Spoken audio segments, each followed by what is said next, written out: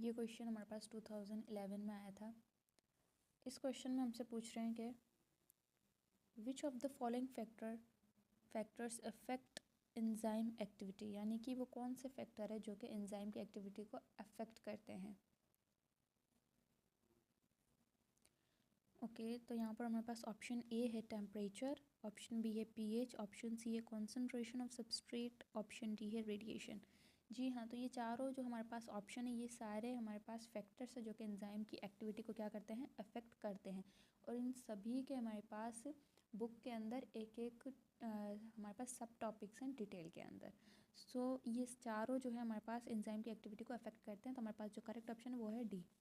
D is the correct option, all of the above. ये question हमारे पास 2012 में था। इस क्वेश्चन में हमसे पूछ रहे हैं कि an enzyme increases the speed of a reaction, यानी कि एंजाइम जो रिएक्शन के अंदर हमारे पास इन्वॉल्व होता है वो अपनी स्पीड ऑफ रिएक्शन कैसे बढ़ाता है। तो हमारे पास इसके ऑप्शन है option A by adding activation energy requirements. क्या वो एक्टिवेशन एनर्जी को उसकी ऐड कर देता है रिएक्शन के अंदर रिक्वायरमेंट के लिए। क्या इससे हमारा स्पीड ऑफ रिएक्शन बढ़ता है? बिल्कुल नहीं।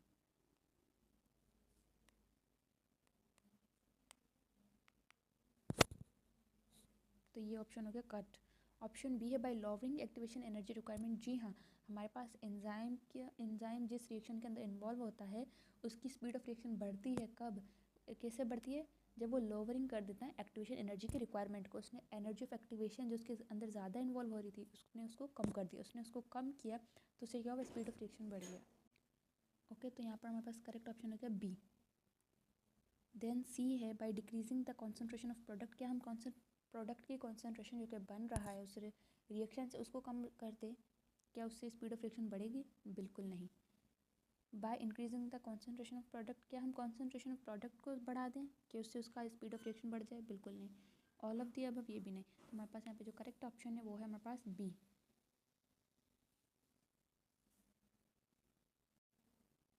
ये क्वेश्चन हमारे पास लिया गया था, ये हमारे पास पास्ट पेपर में आया था 2013 के अंदर। ओके, ये 2013 का क्वेश्चन। यहाँ पे the diagram show a metabolic pathway. ये एक मेटाबॉलिक पाथवे है डायग्राम के अंदर।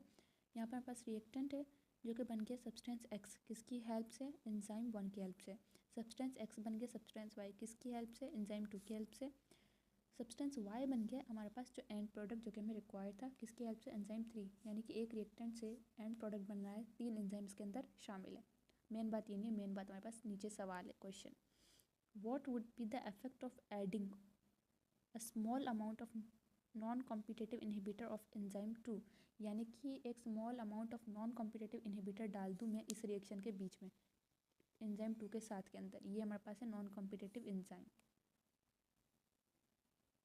ठीक है, यहाँ पर मैंने नॉन कॉम्पिटिटिव एंजाइम डाल दिया। अब हमें ये स्मॉल अमाउंट में, क्योंकि यहाँ पे मेंशन है हमारे पास स्मॉल अमाउंट, अब मुझे यहाँ पर बताना है कि इसका क्या इफेक्ट होगा रिएक्शन के ऊपर। So enzyme 2 would be partially denatured. क्या एंजाइम 2 पार्शियली डीनेचर्ड हो जाएगा? बिल्कुल नहीं, क्योंकि हमारे पास स्मॉल अमाउंट में यहाँ पे हमारे पास मेंशन है, गलत। Substance x would be increases in concentration. क्या सब्सटेंस एक्स बढ़ जाएगा यहाँ पे इनहिबिटर डालने की वजह से? बिल्कुल नहीं। Substance why would no longer be formed. क्या सब्सटेंस वाई बनेगा ही नहीं, क्योंकि हमने स्मॉल अमाउंट डाला है, तो इसका मतलब ये नहीं कि हमारे पास सब्सटेंस बनेगा ही नहीं। The initial reactant would no longer be metabolised, यानी कि जो इनिशियल रिएक्टेंट है would no longer be metabolised. ये स्टेटमेंट का कोई मतलब ही नहीं है। The effect would be negligible. जी हाँ, तो हमारे पास जो इफेक्ट होगा वो बिल्कुल नेग्लिजिबल होगा, क्योंकि हमने यहाँ पर स्मॉल अमाउंट डाला है नॉन कॉम्पिटिटिव इनहिबिटर का। ये सवाल है हमारे पास 2015 के अंदर आया था। ओके, 2013 के बाद 14 के अंदर कोई सवाल नहीं था, ये 2015 का सवाल है। The following statement are about enzyme. कुछ स्टेटमेंट्स है किसके बारे में? About enzymes. तो स्टेटमेंट हमारे पास फर्स्ट है दे आर ग्लोबुलर प्रोटीन। के एंजाइम ग्लोबुलर प्रोटीन होते हैं? हाँ, ये स्टेटमेंट सही है, ग्लोबुलर प्रोटीन होते हैं enzyme. They can be inhibited by competitive inhibitors. क्या ये कॉम्पिटिटिव इनहिबिटर से इनहिबिट होते हैं? जी हाँ, एंजाइम कॉम्पिटिटिव हो चाहे नॉन कॉम्पिटिटिव इनहिबिटर हो, दोनों से इनहिबिट हो जाते हैं। ये स्टेटमेंट भी सही है।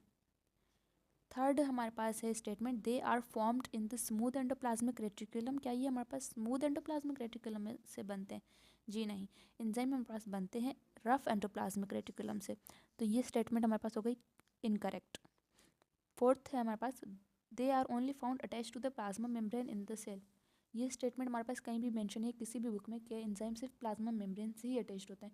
ये फ्रीली हमारे पास फ्लोइंग भी होते हैं साइटोप्लाज्म के अंदर, कुछ हमारे पास होते हैं मेम्ब्रेन से अटैच्ड, ये ऑल ओवर सेल के अंदर पाए जाते हैं। तो मेरे पास यहाँ पर सिर्फ स्टेटमेंट 1 एंड 2 करेक्ट है। नीचे हमारे पास which statement are correct for all enzymes, तो 1 एंड 2, यहाँ पे 1 एंड 4 है नहीं, 2 एंड 4 नहीं, 1 एंड 2 ये सही है हमारे पास, ऑप्शन सी इसका करेक्ट है। एंड 1 2 3 4 ये बिल्कुल गलत है। तो यहाँ पे हमारे पास क्या है करेक्ट इसका आंसर? 1 and 2 only. ओके, सो यहाँ पर ये हमारे पास एक क्वेश्चन हो गया 2015 के अंदर। ये क्वेश्चन है हमारे पास 2016 के अंदर। 2016 के अंदर हमारे पास जो एंजाइम चैप्टर से एमसीक्यूज आया था, एमसीक्यूज है pepsin works best at a pH of. Pepsin कौन सी पीएच पे बेस्ट वर्क करता है? 1 नहीं, 1.1 नहीं, 1.3 नहीं, 1.4 हाँ। डिफरेंट बुक्स के अंदर हमारे पास डिफरेंट वैल्यूज़ दी गई हैं, किसी में 1.3 भी होगा, किसी में 1.5 भी होगा, लेकिन हमारी STB के अंदर सिंध टेक्स्ट बुक बोर्ड के अंदर जो इसकी वैल्यू है वो है 1.4, तो हमें डी ही टिक करना है। ये क्वेश्चन 2019 का है। इस क्वेश्चन में हमसे पूछ रहे हैं कि dash is mostly non protein chemical compound that is required for protein biological activity. Non protein है और ये हमारे पास रिक्वायर्ड होता है प्रोटीन की एक्टिविटी के लिए। क्या एक्टिव साइट हमारे पास नॉन प्रोटीन है? बिल्कुल नहीं, क्योंकि एक्टिव साइट तो बनी ही अमाइनो एसिड की होती है, तो ये हमारे पास नहीं। सबस्ट्रेट है क्या हमारे पास? ये भी नहीं है, सबस्ट्रेट भी नहीं है हमारे पास। कोफैक्टर, हाँ कोफैक्टर हमारे पास नॉन प्रोटीन है, कोफैक्टर हमारे पास नॉन प्रोटीन है। और डी ऑप्शन है हमारे पास एंजाइम, नहीं एंजाइम हमारे पास तो प्रोटीनीशियस नेचर है। ओके, तो हमारे पास यहाँ पे सी इसका करेक्ट ऑप्शन है, कोफैक्टर।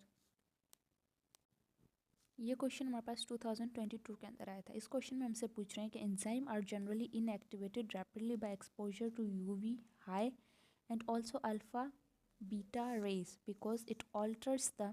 यहाँ पे कह रहे हैं इस सवाल का ये मतलब है कि एंजाइम हमारे पास जनरली इनएक्टिवेट हो जाते हैं जल्दी ही, किसके एक्सपोजर से? यूवी लाइट जो हमारे पास होती हैं हार्मफुल होती हैं, अल्फ़ा या बीटा, इन सब से एंजाइम क्या हो जाते हैं? इनएक्टिवेटेड हो जाते हैं। ओके,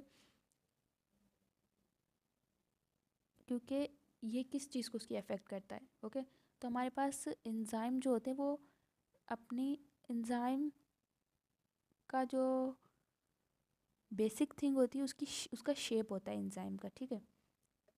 अगर एंजाइम का शेप ही हमारे पास ख़राब हो जाएगा तो वो सबस्ट्रेट से फिट नहीं आएगा। एंजाइम जो उसकी चीज़ ऑल्टर हो जाती है उसका शेप होता है, जब शेप ऑल्टर हो जाएगा तो उसका सबस्ट्रेट उससे फिट नहीं होगा। अब ऑप्शन में हमारे पास क्वांटिटी ऑफ एंजाइम ऑल्टर होती है नहीं, पीएच ऑफ एंजाइम ऑल्टर होती है नहीं, शेप ऑफ एंजाइम ऑल्टर होती है हाँ, टेम्परेचर ऑफ एंजाइम नहीं, नेचर ऑफ एंजाइम नहीं। तो शेप ऑफ एंजाइम जो हमारे पास है वो ऑल्टर हो जाती है हार्मफुल रेज से। Okay, so I hope you like the video.